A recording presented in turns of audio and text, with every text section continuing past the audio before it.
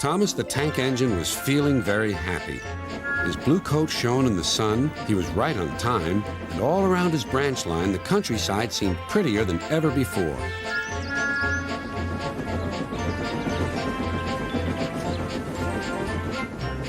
Beep, beep.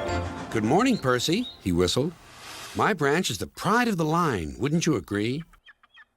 Yes, Thomas, of course, but... But what, Percy? Out with it. Well, there is another engine with a famous branch line, too. Who? Where?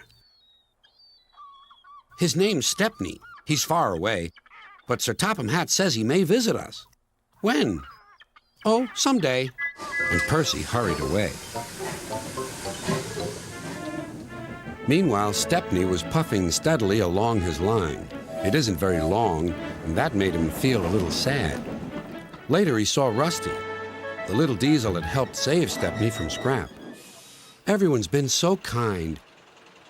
But my railway is so short, and I do miss a good long run. I think you should tell Driver, too, replied Rusty. I'm sure he'll understand. Stepney soon discovered that indeed he did. Do you know, Stepney, I feel just the same way. That evening he had exciting news. Guess what, Stepney?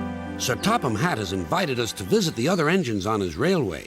Manager agreed. It'll be a really long run to get there. Oh, thank you, sighed Stepney. They set off next morning. By now, all the other engines were talking about Stepney. He runs a famous branch line. Did you know that? Said Percy. Thomas was feeling a little jealous. Huh. It may be famous, but my branch is the first on the line. Everyone knows that, too. And he huffed away to fetch his coaches. Look, squeaked Percy. Why have they all come? There's no train yet. But Percy was wrong. The signal dropped, and from far away an engine whistled. Here he comes, yelled Douglas.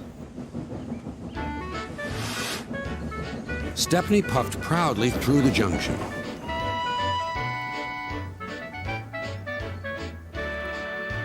I hope you'll meet Thomas, too, said Edward.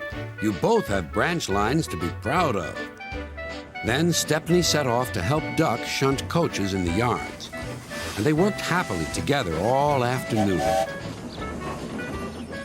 At last, Thomas arrived.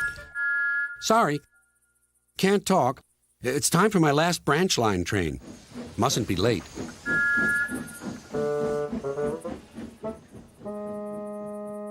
He was hardly out of sight when the engines heard shouting at the station.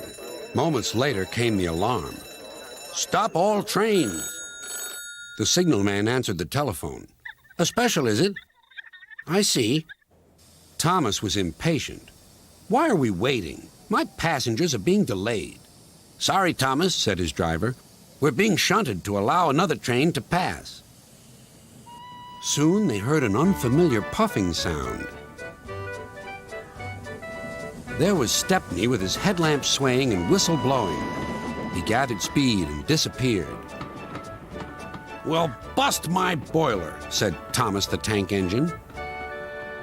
Next morning he was still fuming. Shunted. And on my own branch, too. It's a disgrace.